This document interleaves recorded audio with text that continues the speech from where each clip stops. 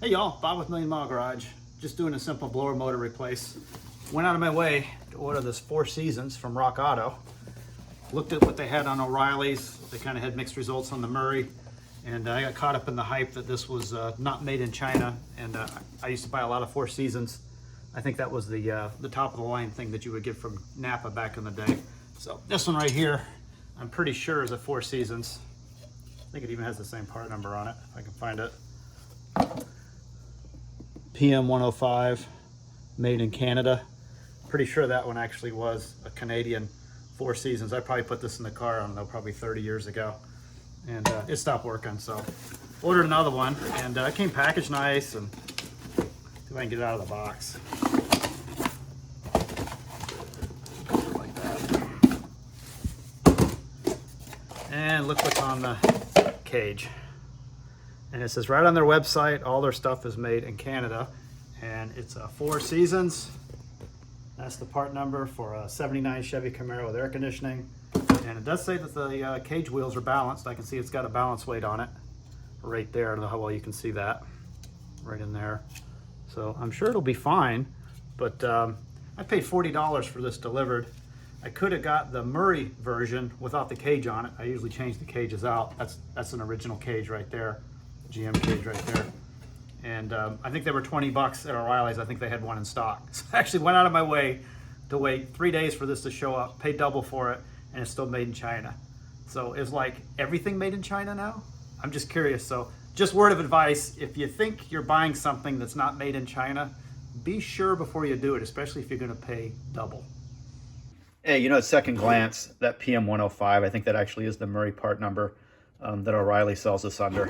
So I think this one that came out actually was a Murray that I put in several years ago. I'm thinking maybe 30 years ago. But anyway, so there you go.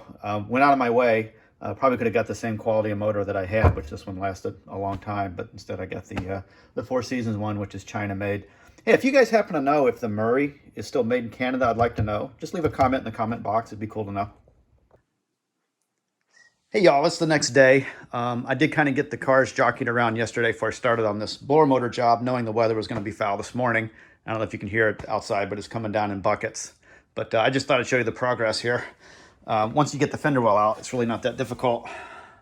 I've got the new blower motor in. It fits perfectly, and I'm sure it'll work just fine, although it's kind of hard to test it when you can't easily set the battery back in the car because the fender well had to come out. And I know some of you may be more talented than me and think you can take the blower motor out.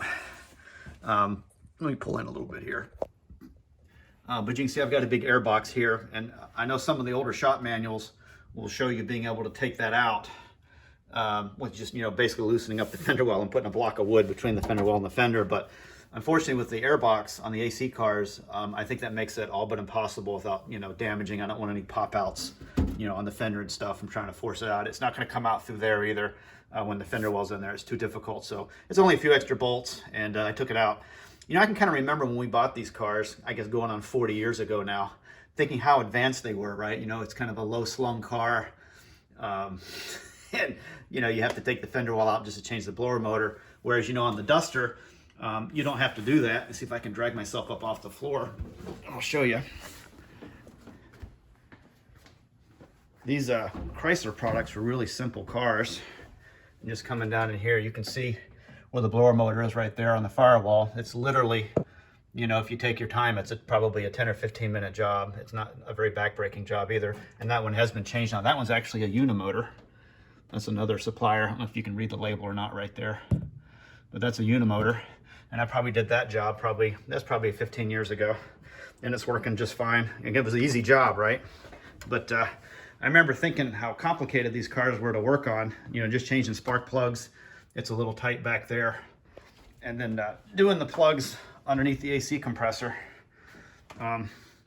These two are really hard to get to because they're underneath that compressor bracket. I remember thinking how difficult that was. And now I can literally do this blindfolded. And when you look at something like my Maxima videos or the Odyssey, and you look at the complication of just changing out an alternator on a late model front wheel drive car, these cars were really pretty simple devices. You know, again, changing out an alternator, you know, I'm sure guys that were really seasoned in doing that, right? You know, professional mechanics, that was literally like an 8-minute job, maybe 10.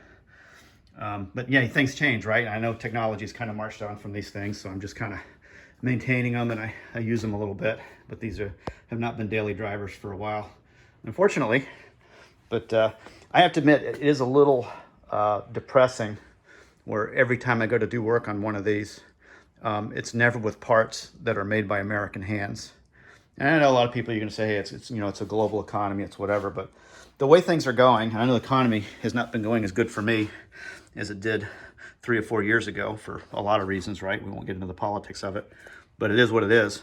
And it just seems like they keep exporting more and more American jobs to other countries, but the prices still continue to rise.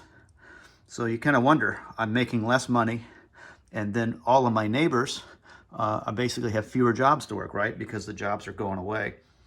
So I guess, you know, what's the answer for that? I guess one of them is your vote does matter. It does matter who runs your country. And that's why I kind of am not real whipped up about buying things made in that country right there, because they are basically made in a country that doesn't support individual rights and doesn't respect them. And it seems like it's kind of starting to go that way in my country. And something to think about this November, your vote does matter. It does matter. It still matters. You may not think it does, but your vote matters. And it does matter who runs your country. All right, I got the fender well stuff back in there. That fits pretty good. You know, these flimsy old F-body cars, if you have the jack stand sitting on the subframe, it makes it really difficult to line all the bolts back up on the fender well. So I actually have it supported on the A-frame right now so that I'm not twisting the body or anything. Anyway, let's take a look topside. I'm ready to drop the battery. And by the way, I put a little grease on all the threads on the sheet metal screws, especially the ones that are in the battery area, you know, just because of battery acid. Even the fumes can rust the threads. And you can see here where I've got the bolts sticking up from the bottom, right? They're coming up through here. I put a little grease, a big blob of grease on each one of those.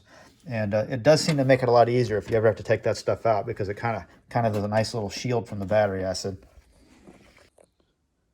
All right, moment of truth. Got the AC set so it's on. Let's roll the key. Oh yeah, got blowage. Good deal. Yep, that's working. Hear the noise. Oh, it's working.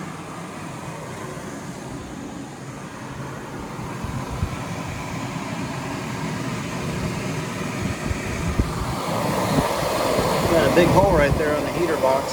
Feel a big blast of air coming through there. That's probably not great.